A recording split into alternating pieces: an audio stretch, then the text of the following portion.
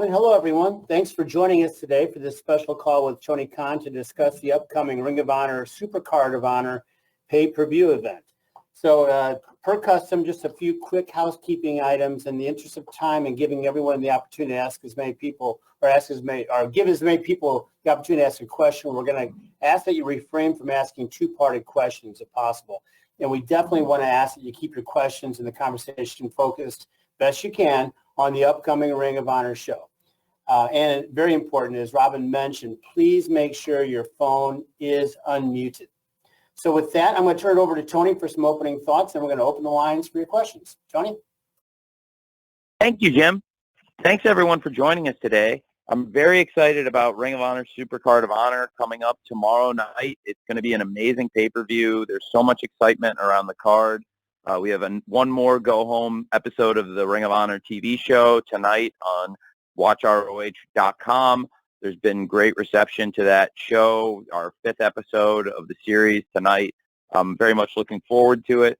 And I'm also just in general excited about a lot of things happening in the world of wrestling, in particular in Ring of Honor and in AEW, frankly. And I know this might steer some of the attention and direction to AEW, but I'm also a big believer in both companies and the complementary nature of owning AEW and Ring of Honor and the way that they can correlate and be related.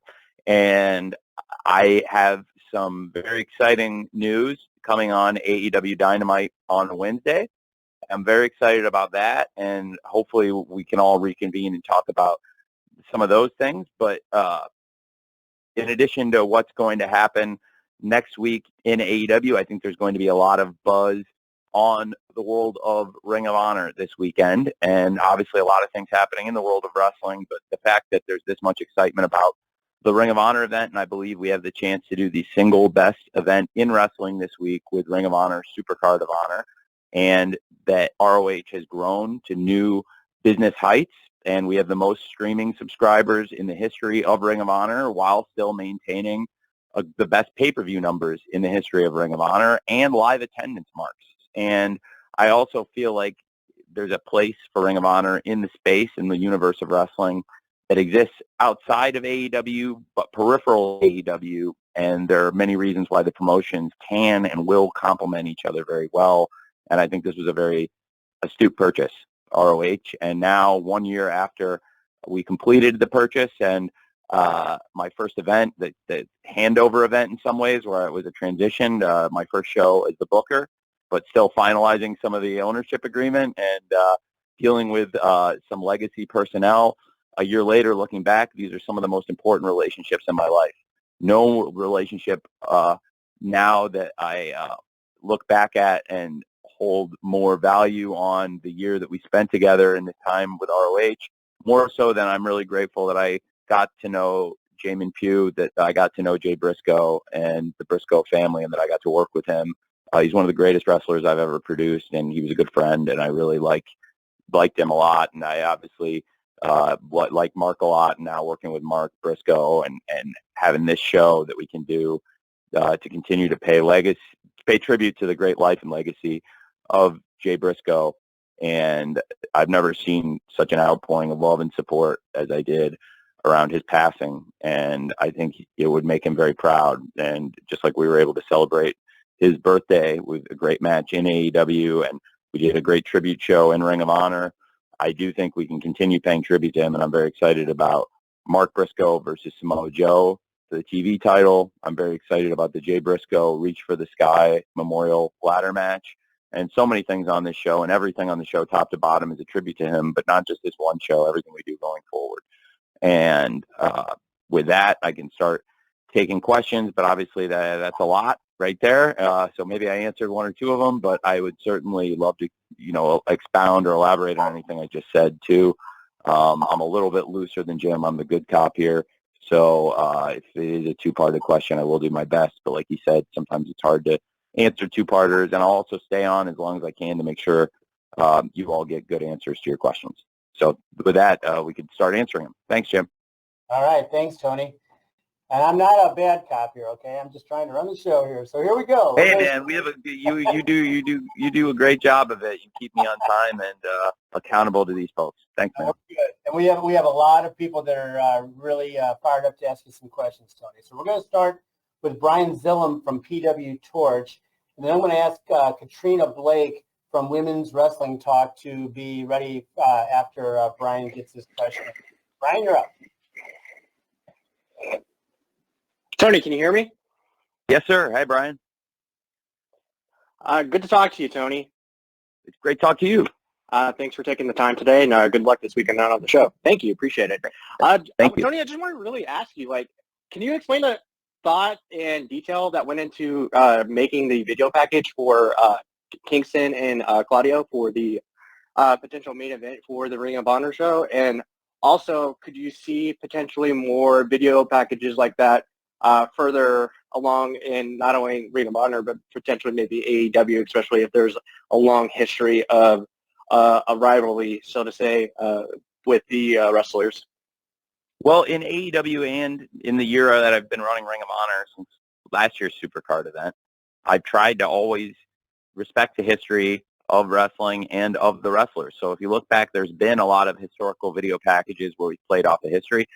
And also when Claudio came in, I know he has a past with Eddie, and they have history, and it's not all good history, and a lot of it's very bad, but they had a friendship, and they're both very professional, and it's one of those matches where the people genuinely don't get along, but they are willing to work together and have a match. And I think I immediately embraced this, and if you look back at that video package, really it captured a lot of history that was told before AEW and even outside of ROH, but then they both have a history in ROH before they came to AEW. And then in AEW, their paths really crossed last summer when Claudio arrived. And of course, they were on the same team in the Blood and Guts match. And in what could have been one of the real highlight moments in Eddie Kingston's career, as he had an opportunity to get the tap-out win over Chris Jericho, it was, of course, Claudio who came in and took the win, took the moment. And it was Claudio's music that played at the end of one of the most important AEW events. And now in Ring of Honor, Claudio is the world champion. Claudio has made a lot of headlines. And, of course, we've seen the Blackpool Combat Club have a darker attitude, a darker side in recent weeks and months. And Claudio is a huge part of that. And he casts a big shadow over the world of wrestling, and he's the Ring of Honor world champion and a dominant player in the history of ROH, and that's why I think it's so fitting he's here. So I really respect the history of wrestling, but to give the most credit to any one person for that package existing and going to Joseph and getting at Joseph Weirdness and having him narrate it and use the storytelling, a lot of what he'd already made and existed, and then completing that story to getting it up to date. It's obviously a very complex rivalry, but also catching up, I guess, not and telling a more accurate, not it's far from a complete story, but at least to date now we've gone back and updated with AEW and the Ring of Honor and the things that have been happening in these careers for Claudio and Eddie Kingston. The person I give the most credit to for the package existing is Eddie Kingston. I was actually at Eddie Kingston's house, and he suggested to make it, and it was a great idea, and he's a brilliant mind for wrestling, and he showed me the old package. I knew they had the history, and he said we could do this for the match, and I thought it was brilliant, and it's just a good example of the great insights of Eddie Kingston. And I'm very excited for the match, and I thought the package did a great job telling their story, and I'm very excited to see how this plays out at Supercard tomorrow night on pay-per-view. All right. Thanks, Brian. Thanks, Tony. Katrina Blake from Women's Wrestling Talk, you are up next, and Katrina will be followed by Trevor Robb from the Edmonton Journal. Katrina? Hi, good afternoon, Tony. Hope all is well. So my question is, with this new iteration of Ring of Honor, which has been a good purchase, and you have some amazing women already on the roster, but what do you have going forward for the women's roster? Not only with this pay-per-view, but going forward with the new iteration of Ring of Honor. Well, I'm very excited about what we've been able to do with some top women's stars in Ring of Honor. Since I purchased it, I think we've had some amazing matches, and some of the best matches on the show have been involving the women's roster. In particular, I thought the main event of our second episode of ROH Weekly TV, Athena versus Willow Nightingale, was one of the best matches we've had, period, in Ring of Honor, TV or pay-per-view, and it was a great main event, and it got a lot of people talking and a lot of positive buzz on the product, on the company, on the champion, and the challenger. Everybody really won in that match, and of course, Athena did come out with a victory, retain the championship. She is wrestling again tonight against Emi Sakura on Ring of Honor's weekly show, and then we are going to continue on. We've got a big title match on the pay-per-view as well. I'm very excited about that, and there's just a lot to be looking forward to, I think, on the roster right now, because if you watch the weekly shows, I think fans have seen a number of great women's matches and people with potential, people that have wrestled in AEW and also some that haven't appeared as much in AEW. And it's also introduced a lot of people, I believe, to some younger wrestlers that are doing great things. And for wrestlers that are homegrown AEW stars like Sky Blue and Willow Nightingale, who have a lot of upside and we really believe in, it's also been great to give them opportunities in Ring of Honor, where there's different, it's the same expectation to go out and have a great match, but it's a little bit of a different format, and there aren't the constraints of live television or commercial breaks, and it's a different kind of formatting, and I'm targeting to more of a hardcore base, so I can do things that will, I think, help everybody. And it's been one of the reasons why Ring of Honor is such a great complementary product to AEW, is because it exists to cater to the hardcore fans and circumvents some aspects of traditional wrestling television, which puts less pressure on all of us in some ways, and makes it even easier to focus on and deliver great wrestling shows like we've been doing at ROH, including a lot of the great women's matches we've had. And I'm looking forward to this pay-per-view for a number of reasons, including the women's championship match and where it's going to leave us going forward for Ring of Honor TV as we set up next week and continue this really new journey in ROH. Next week will be week 6 of the television, and it'll be the first time we've done it coming off a pay-per-view. So we'll be filming the show in New York next week, and this is a huge pay-per-view event in Los Angeles, and I think the women in ROH have played a great role, including, like I said, in one of the first TV shows, having a great main event match with Athena and Willow, but also Athena came back after that and had another great match, and I expect another great match with Athena tonight against Emi Sakura, and a great championship match at the pay-per-view. So thanks for asking. Thanks, Katrina. Trevor Robb from the Edmonton Journal is next, and then I'm going to follow Trevor with a write-in question from Joe Williamson from Hollywood's World of Sports. Trevor, you're up. Hey, Tony, thanks so much for taking my question today. AEW recently announced the Edmonton debut of Dynamite and Rampage as part of the 6-day Canadian tour coming this summer. I'm curious when plans for this tour started and what it is about the Canadian market that made you decide to ultimately expand into Western Canada. And might we see an ROH show or tour come to Canada in the near future? Thank you. Well, it's a great question. Thanks. And I'm very excited about AEW coming to Canada again in the summer. We've run a few successful shows now in Toronto and Winnipeg, and look forward to running more shows in Canada. It's been very successful from a live events perspective, and we continue to see great growth in our international TV ratings. In addition to the huge ratings data we released today saying that according to ITV, we've been a huge driver of viewers in the key demos and in key advertising markets to ITV, the biggest commercial TV network in England. And also in Canada with our partnership with TSN now, we've seen great growth in our TV ratings there. And we recently just did our record rating on TSN for the episode in Winnipeg a couple weeks ago. And I believe we have a lot of great Canadian stars in AEW, and there are so many wrestling fans in Canada. Canada has so much of a rich history in the wrestling business and historical figures from Canada and great matches that have taken place there. And it's certainly one of the top markets for AEW in terms of live events and television, and we'll continue to expand and do more big events there. And this summer is a great taste of how strongly we feel about the Canadian market, and it's great for us. Thanks for asking. Thanks, Trevor. Here's the write-in question coming here now, Tony, from Joe Williamson from Hollywood's World of Sports. Chris Mueller from the Bleacher Report, be ready after Tony responds to Joe's question, which is, with all the various independent shows in LA that are happening this weekend, are you going to scout for any talent that may be appropriate for Ring of Honor?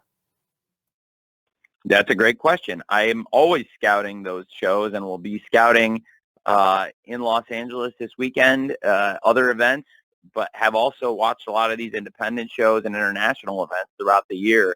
And that's how we've been able to identify some of these great names. And there's a number of people who work in AEW identifying these names, but I try and stay current, stay on top of who some of the top young names are. And I think that's helped us in both companies, AEW and ROH, that we have a lot of people in the office who love wrestling and love to watch domestic independent wrestling, and in particular international wrestling, where a lot of the names coming in this weekend, a lot of the best wrestlers, and what makes the weekend so special are a lot of the international names. And obviously this pay-per-view, Ring of Honor Supercard, has great examples of that, where there's a lot of international dream matches and exciting things on this show that for the catering to the hardcore audience. And we were able to present, I think, what was a dream match to the hardcore audience, and present it in a way to even a casual mainstream fan, where Kenny Omega versus Vikingo was a dream match that delivered in many ways. Well, now we've introduced Vikingo to a worldwide TV audience on AEW Dynamite, with millions of people see the show each week all over the world, and also with Commander participating in the Face of the Revolution ladder match. I'm really a big fan of both guys. I think they're both tremendous, and I would like to feature them both more in AEW, and I also respect their international commitments. I'm very excited.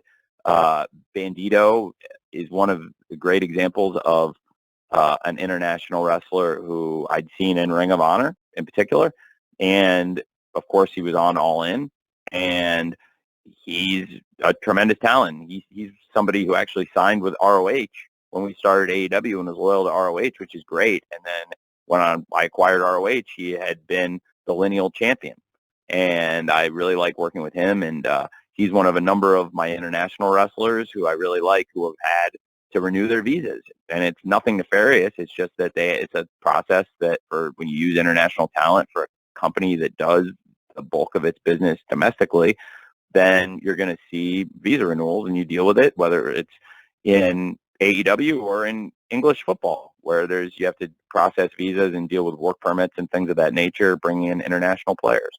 So I really was very excited to get Bandito's stuff all settled, and I think he's been a great example of somebody that has a great chance to excel in both promotions and internationally.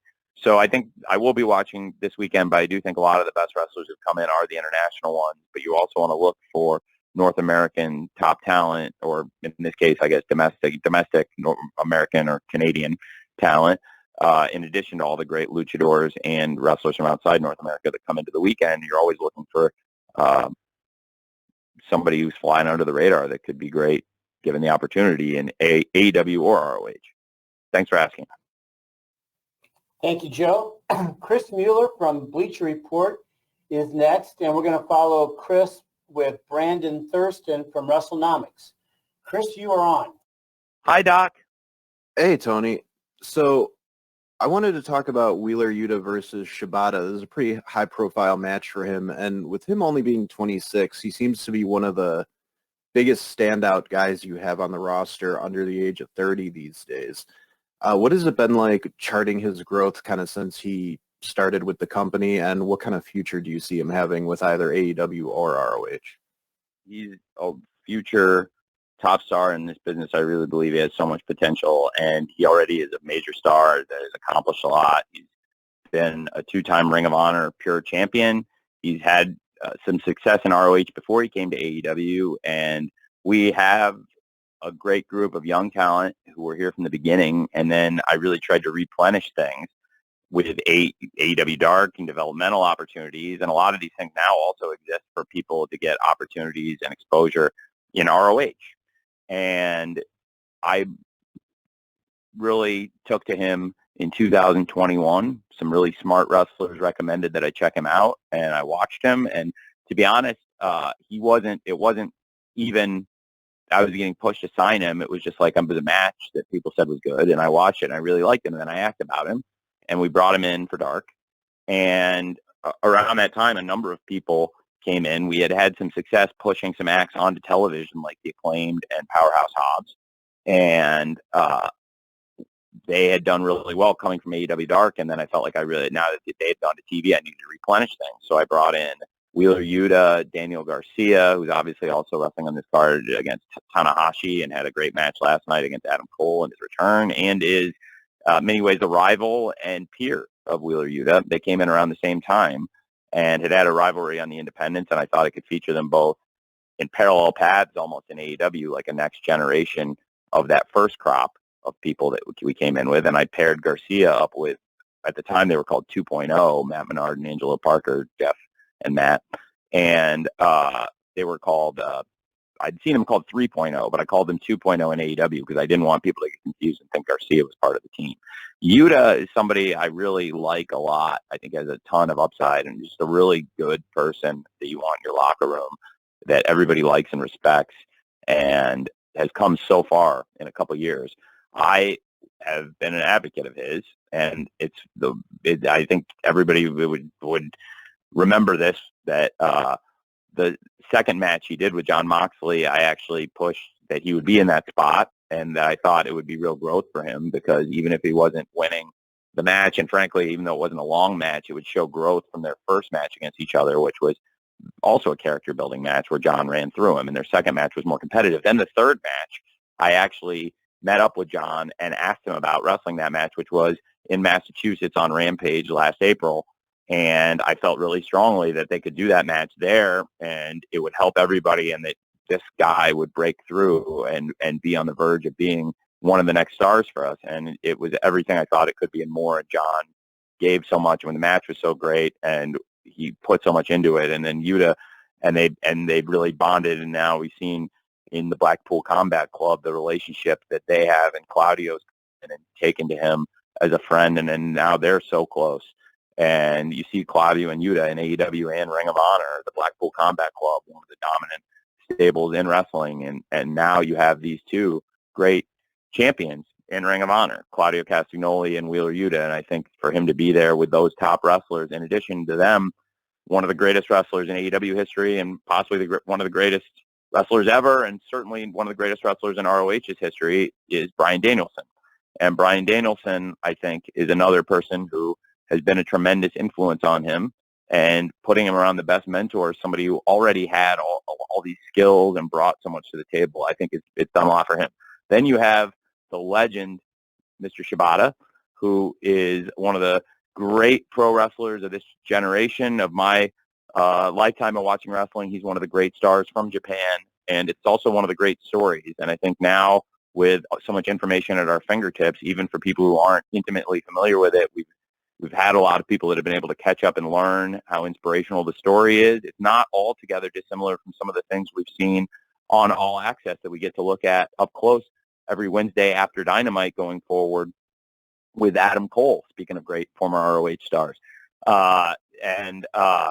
You know, the comeback that Shibata made from his brain injuries, it is so inspirational, and nobody thought he would be in this position. He's probably one of the least likely people, maybe even more so than Adam Cole or Bryan Danielson. We've just talked about, again, two great stars who have competed in ROH, maybe even more unlikely than either of them to return to the ring, honestly. It's very unlikely that Shibata would be in this position, but we've navigated it. He worked so hard to be in this position, and a lot of people learned about Shibata. I wanted to bring in a special commentator. We had Mike Tyson, who did a great job calling the Orange Cassidy versus Shibata match when Shibata returned to the ring here in America. And he's had a couple matches now, and he's looked very good. But this could be his toughest test, because the Blackpool Combat Club is running so hot right now, and Orange Cassidy wasn't necessarily trying to take his head off. He wanted to have a very competitive wrestling match. Orange Cassidy, believe it or not, does take a lot of pride in the wrestling, and I think that's one of the secrets of why he's been so effective as a wrestler in AEW and as a draw on TV and digital and many other ways. And I think that in particular, he's another person that was a really good influence on Yuta, and is probably a common link between Yuta and Shibata in many ways, and that he's wrestled both of them and has trained with both of them and knows them both very well. And I think there's, styles make fights. This is really interesting because the aggressive style of the Blackpool Combat Club, it's very different from that of Orange Cassidy, who's going to go around roll, unless you try to take his head off. And then we've seen when the best friends have to get down and dirty, nobody does it better than Orange Cassidy and the best friends in those kind of situations. Like when it came down to it against Santana Ortiz in the parking lot fight, and Orange Cassidy popped out of the trunk. They're very resourceful, and they have to be.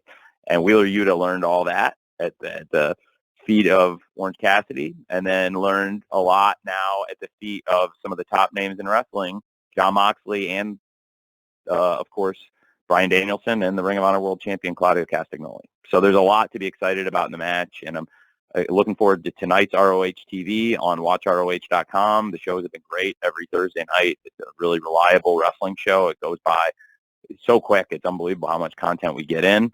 And I have a lot of fun doing it. The wrestlers are having a lot of fun, and we're able to present these kinds of fun matches like tomorrow night, live on pay-per-view, Friday night, March 31st in Los Angeles, Wheeler Yuta versus Katsuyori Shibata for the Ring of Honor Pure Championship. Thank you. Thanks, Chris. Brandon Thurston from WrestleNomics is next, and I'm going to follow Brandon with a write-in question from Dave Meltzer from Wrestling Observer. Brandon. Hi, Tony. Nice talking to you again. Hey, thank you. So I was wondering, there's been some talk in public of late about conflict between talent, whether that's CM Punk's issues with various people. So I was wondering, as the lead executive and as a manager of talent, what are some of the biggest lessons that you've learned over the last 4 years about how to manage wrestling talent? I think there's a lot of things from when I got into the business to today. I mean, I've learned so many things. Certainly, there's no benchmarking for getting into this. We launched a challenger promotion for which there was no direct precedent. It had been already operated in the market conditions we were trying to operate under, and frankly, in this era of social media and digital, it had never been done before. And we're still growing and learning from things to this day. And I have great conversations every day that help me try to run the business better than the day before or the week before. And I think AEW is in a really strong place, and now ROH too. Both companies in a really strong place, thanks to the great wrestlers and the great wrestling fans. And I believe the shows for both companies have been really great. I think AEW, the TV, has been really great episodes, and the fan feedback and everything we get back as far as the response from our fans has told us that, like, the people who watch the show feel like it's been really strong lately, and Revolution was one of our best pay-per-views and performed really well. And I felt like we came off it with great TV, and Ring of Honor has done great pay-per-view numbers and now has had great TV, which is a new element. And going into Supercard, I'm really excited about where all the wrestlers I have under contract, where on the aggregate, where we stand. I think there's really exciting things happening in AEW and chances to grow AEW and become a bigger, better company and take advantage of the market conditions where there's real opportunities for a challenger brand with the level of world-class wrestlers, world-class production, and big wrestling matches that AEW has, but also now Ring of Honor is a stronger promotion through the partnership and the ownership. And I'm able to present pay-per-views like Supercard now, where I think this could be the best pay-per-view we've done yet for Ring of Honor, which is frankly saying something, because so much of the DNA of these pay-per-views has been FTR and the Briscoes. This will be the first one that I have done that did not have Jay and Mark Briscoe versus FTR, and frankly, FTR and Jay are not on it. So I've only got one of the four yet. I feel like by doing so many things to strengthen the roster and take advantage of the synergies and do things to elevate people where we can get the best out. I can't give everybody every single opportunity, but I'm trying to give the most people the right opportunities, and I think it's going really well right now. So I'm really excited for Supercard and everything going forward, and I want to continue to grow the company and have a balance between locker room health and growth. And a lot of times you can do both. And overall, I think it has been a lot of the successes of AEW and the new Ring of Honor is we have a lot of great wrestlers, and I have to continue to find the balance between the health of the box office and the strength of the locker room. And frankly, I think both things are in a good place right now, and I want to keep it that way by continuing to do great shows and hopefully keep pleasing the most important people to please, which are the wrestling fans and our network bosses, and continue to create more opportunities for the wrestlers of AEW and the fans of AEW, and now the wrestlers of ROH and the fans of ROH. So I've learned a lot and continue to learn a lot, and it's a challenging job. They don't really write a book on it, and I think the best explanation I can give of it, I've given it, publicly and privately, and say it a lot, is that it's probably the closest thing, and you say it to people in the TV business, and they probably have a closer understanding of both these worlds because they're both things that exist in entertainment. It's like being the coach of a football team, and I think somebody could, you could have two different coaches. You could have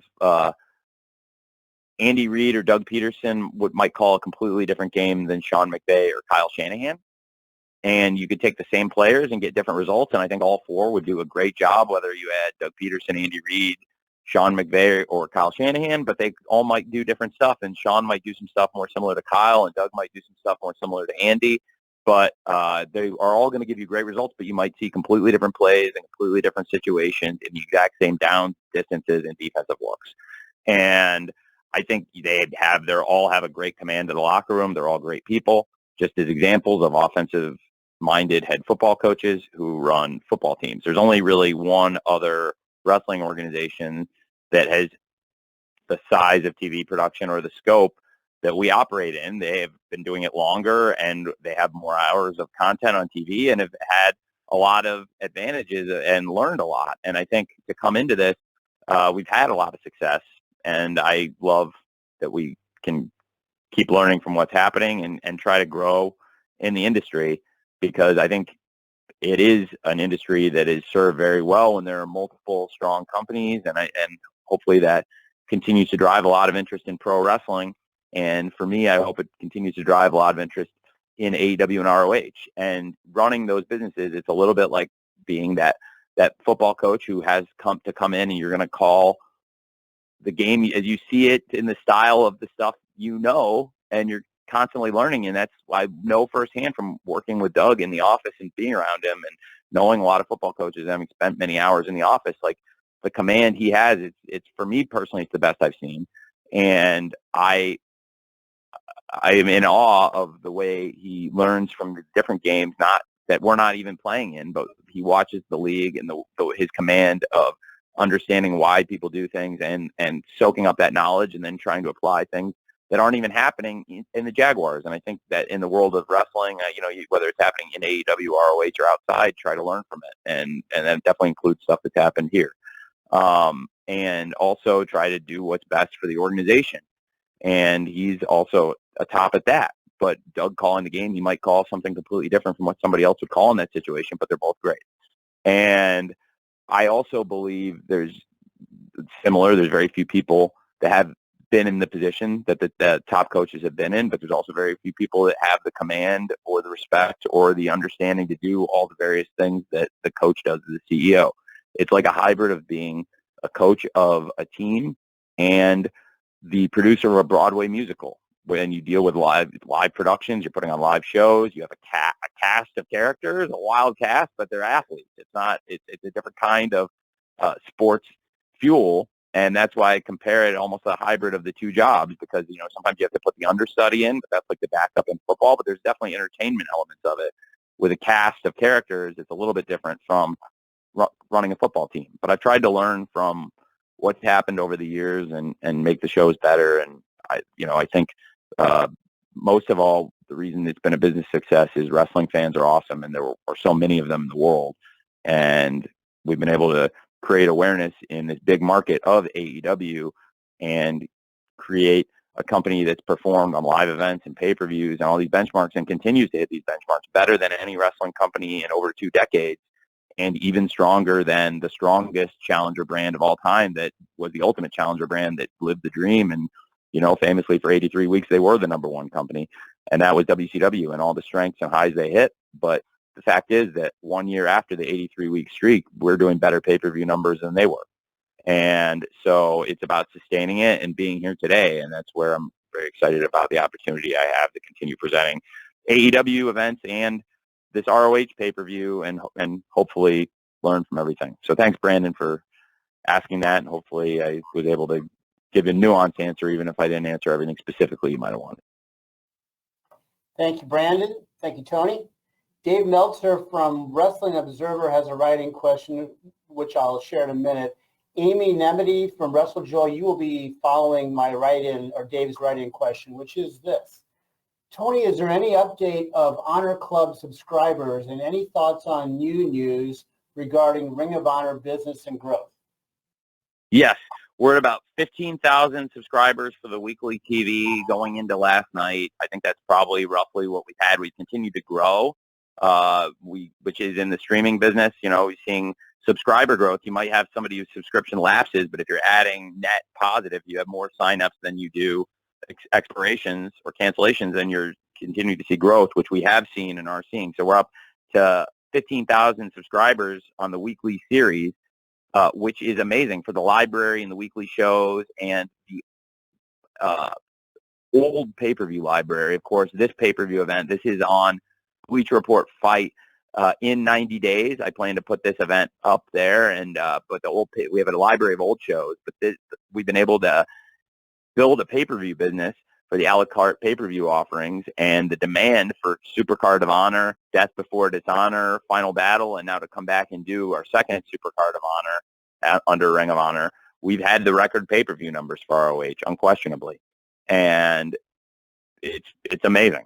And last year in 3 shows, we did, close to 100,000 buys across 3 shows, and pretty amazing. And all 3 delivered great numbers. And now to come back with Supercard and be able to do a pay-per-view business and have the streaming service too, it's like having your cake and eating it too. And for ROH, there's that much excitement about what we're doing that I think we give people really good value on their money. I really do.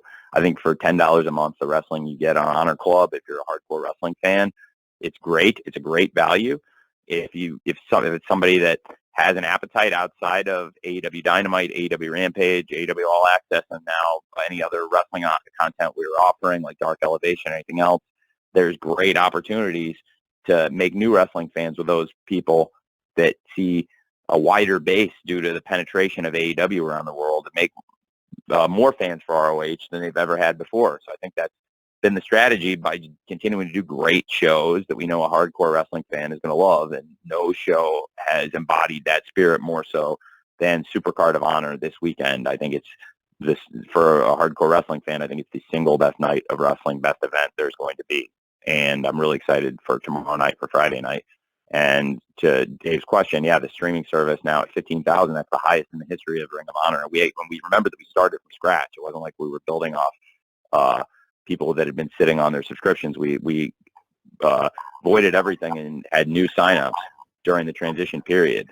And I actually acquired this platform. It was in part already a lot of the work had been done, and it was one of the reasons why I thought that the acquisition of ROH, when I did it, made sense, because there was a lot of infrastructure in place and a lot of assets, including what is now a great streaming service that is available on watchroh.com and continues to grow.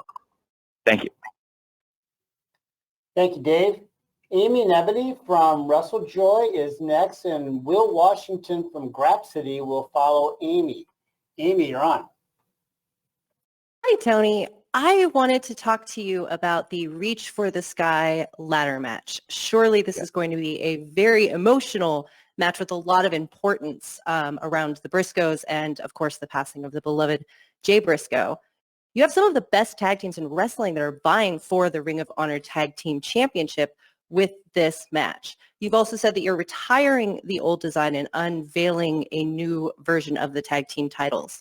Can you talk about how you've put this ladder match together, sort of the input of Mark Briscoe, and will this become a Ring of Honor tradition, sort of akin to AEW's Face of the Revolution ladder match?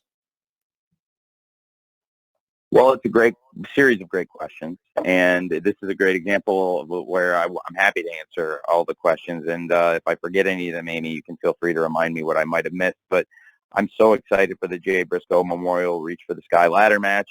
The way it was conceived was we were talking about the show and about Ring of Honor and AEW, and I was talking with some people in my office, and the suggestion came up from somebody who had known him, and I would maybe have remained nameless here because the person is a villain in the world of wrestling, but they have a lot of good ideas, and I thought it was a great one. And it's, if I hear an idea that's the best idea and it's available for us to do, I always want to do that whenever possible. And this was an idea somebody suggested in the room, and I thought it was a great idea.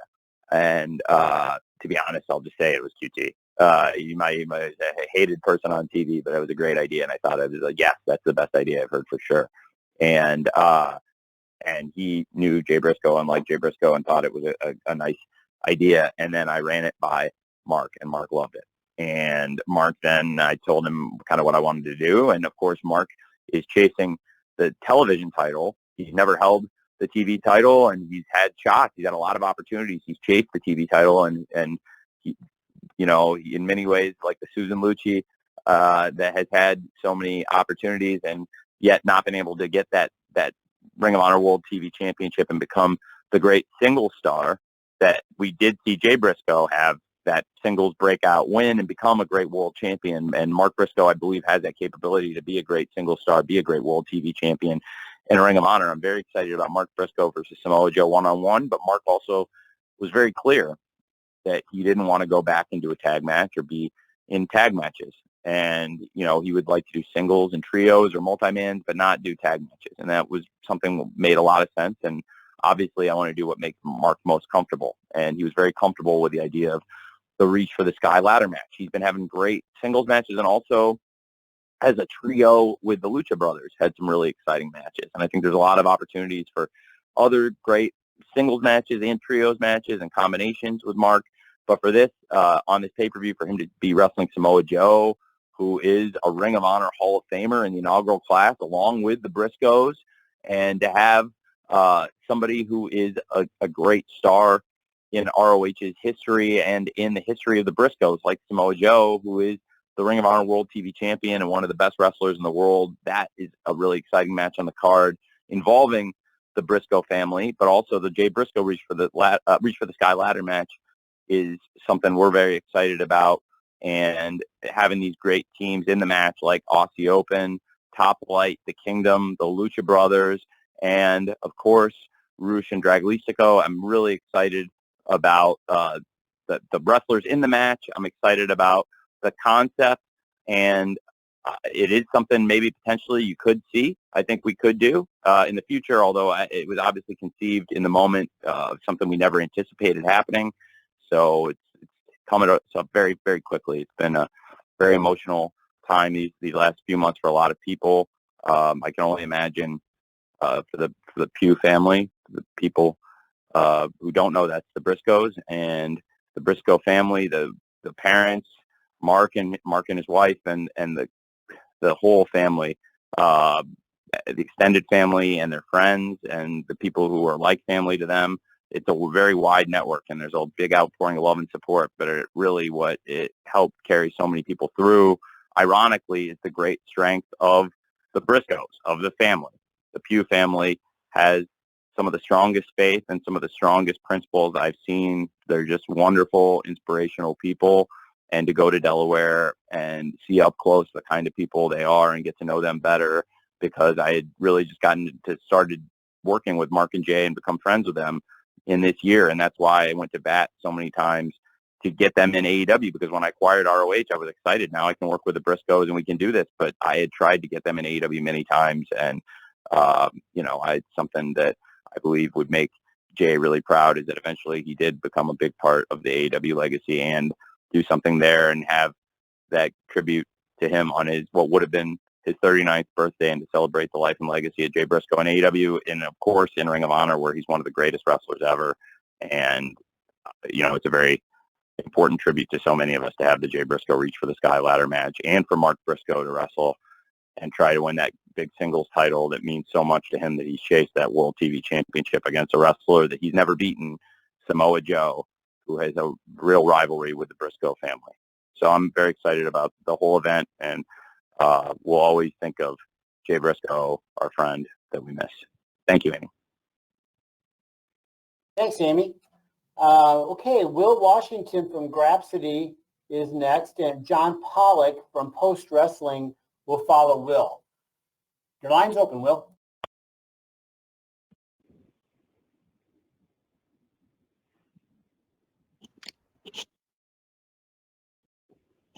Will, can you hear us?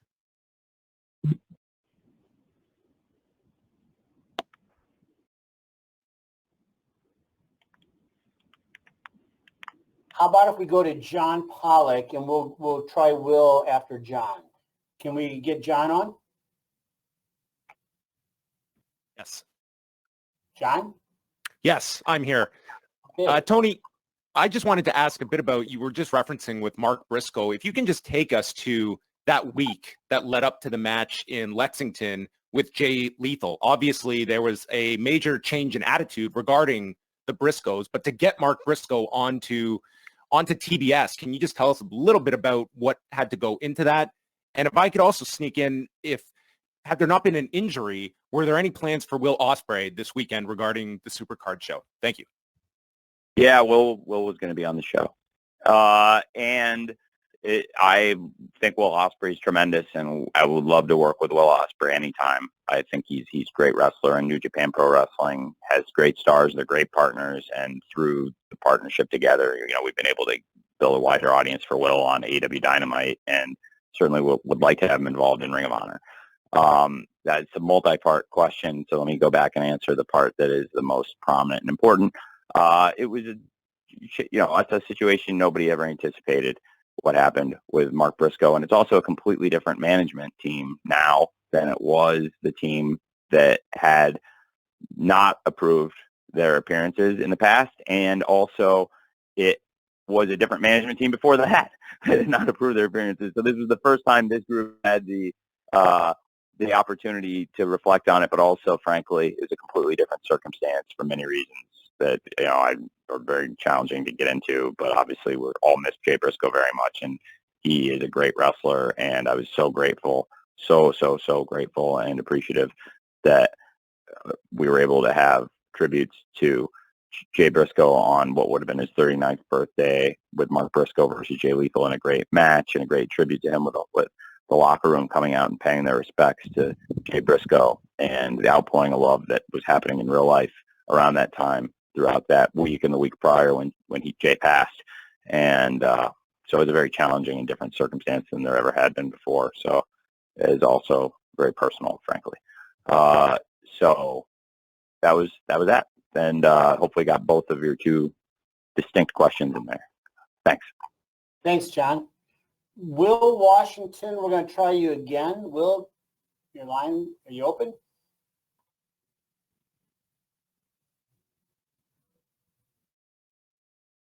Bill? Yeah, he's open, but I think it's his mic that isn't connected correctly. Yeah, how about this? I've got a write-in question from Max Everett from Sportskeeda.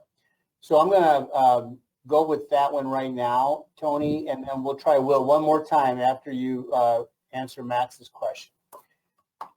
And that question is, considering your existing relationship with New Japan with AEW, is there a chance we can see another G1 Supercard or cross-promoted event in the future?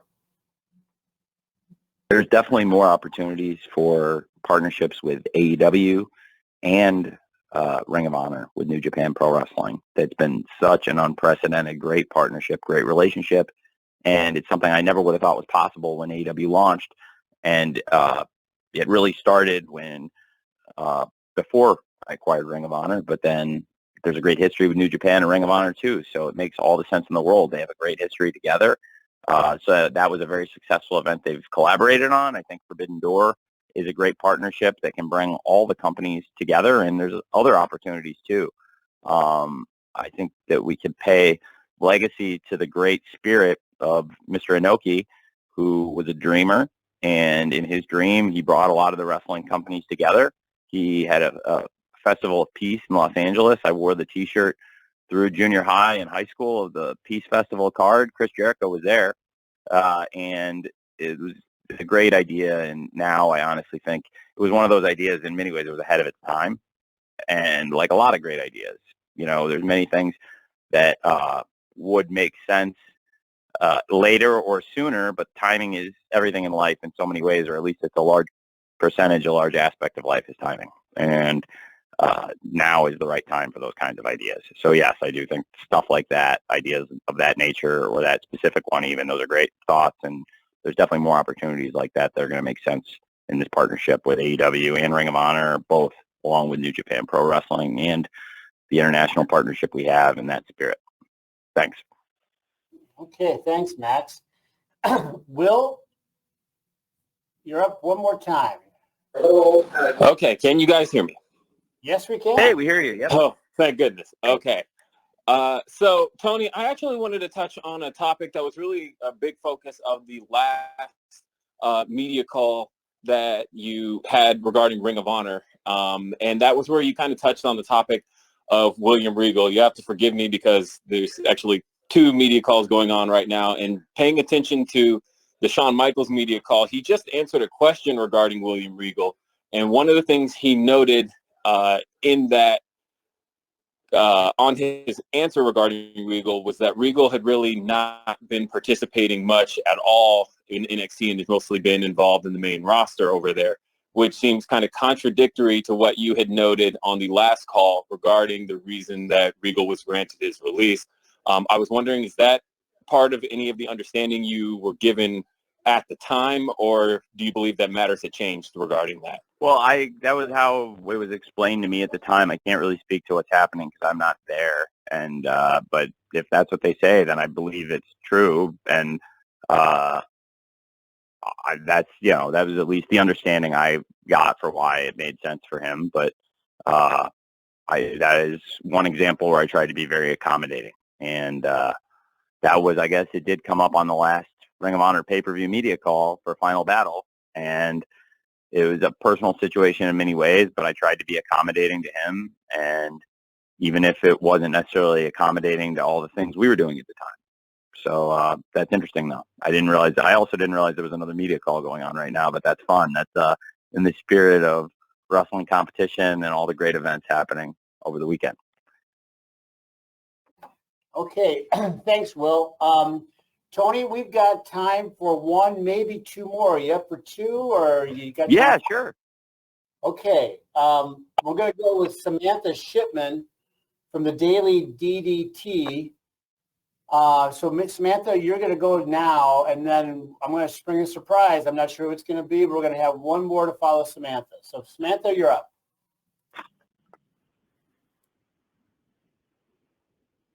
Samantha, you need to unmute your line. Okay, I'm sorry about that. Can you hear me? Yep. Okay. Hi, Tony.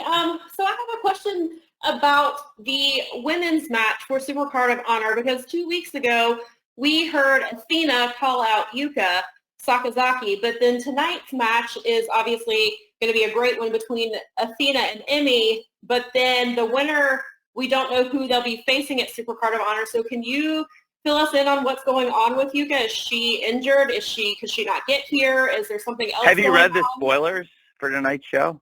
I have not. Okay, well, I don't want to say what happens on tonight's show or talk about tonight's show.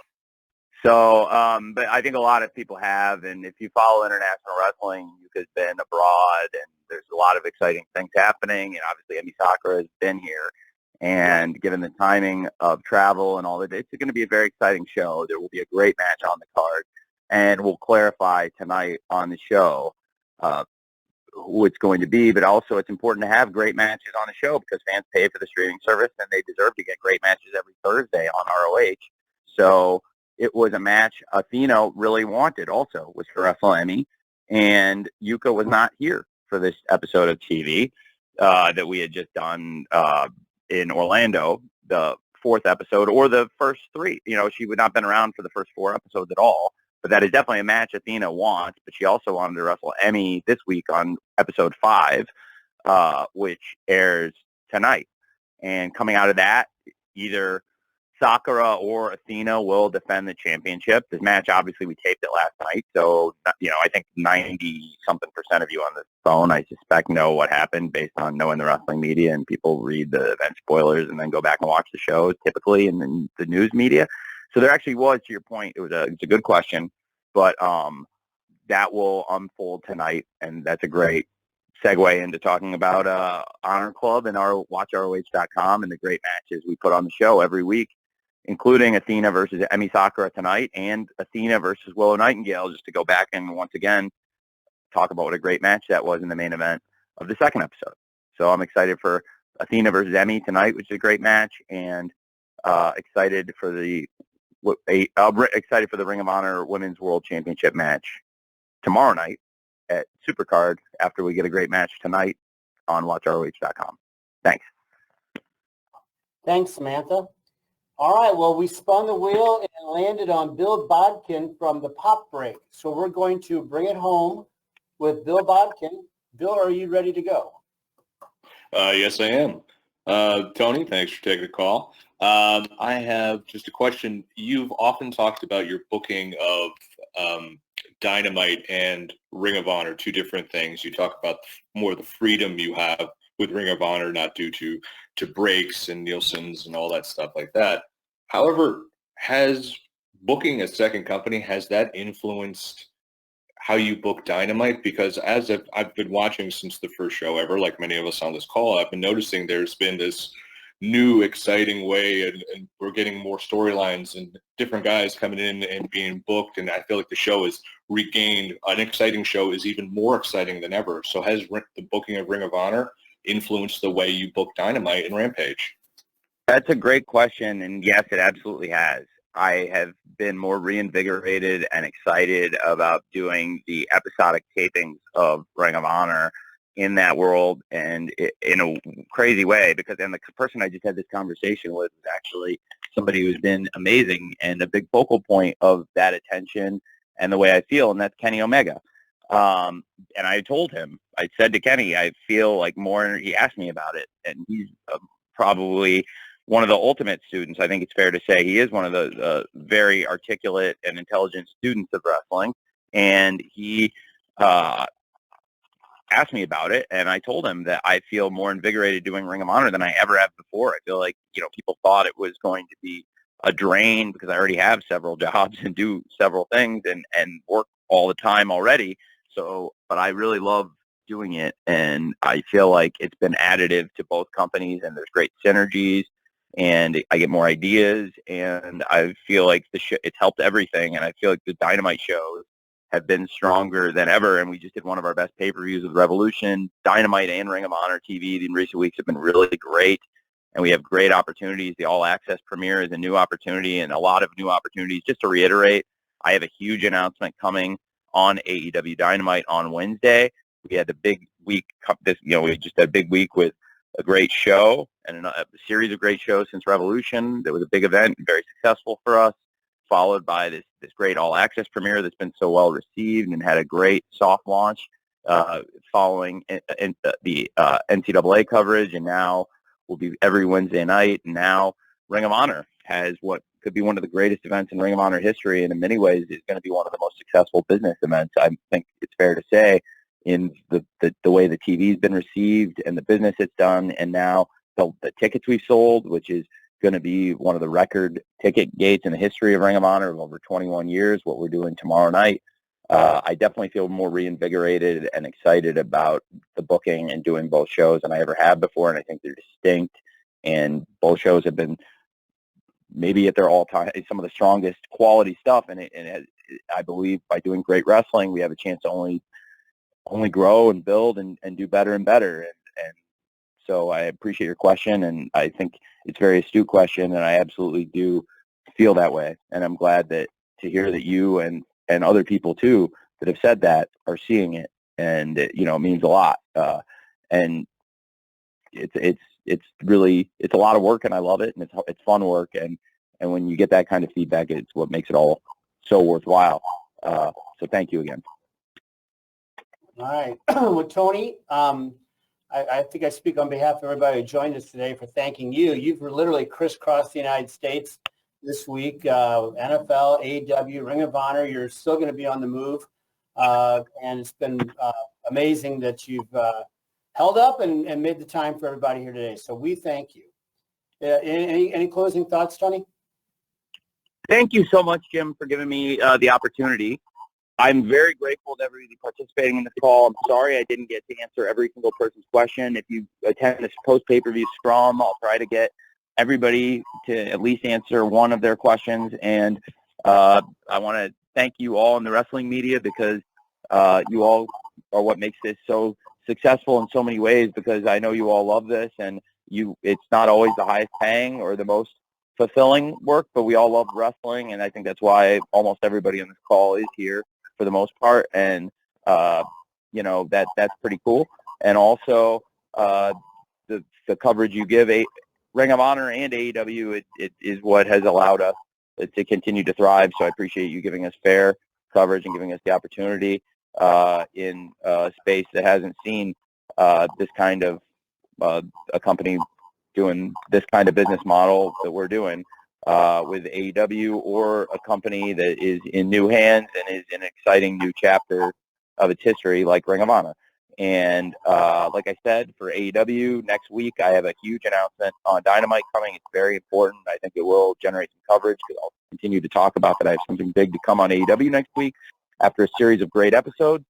But also, I cannot emphasize strongly enough how much I appreciate you all attending this Supercard press conference call, because I'm so excited about the Supercard event. Like you said, Jim, I'm on a whirlwind tour of business, media, NFL, AEW, Premier League, so many things happening right now. And I'm very excited about what's happening in the world of wrestling with all of you, and hope to see a lot of you tomorrow in Los Angeles at the event. And if we don't see you there, hopefully you watch it on pay-per-view, and I hope you all enjoy it very much. Thank you. All right. Thanks, Tony. And I'll echo thanks to everybody that's joined us. We're now at the end of our time. So per custom, we're going to be distributing our audio recording to all attendees here shortly. And finally, I'd like to thank you again for being part of the call, and hope you have a great day. Looking forward to joining us tomorrow for the Ring of Honor Supercard of Honor show, either in person or on pay-per-view tomorrow night. Thanks, everyone.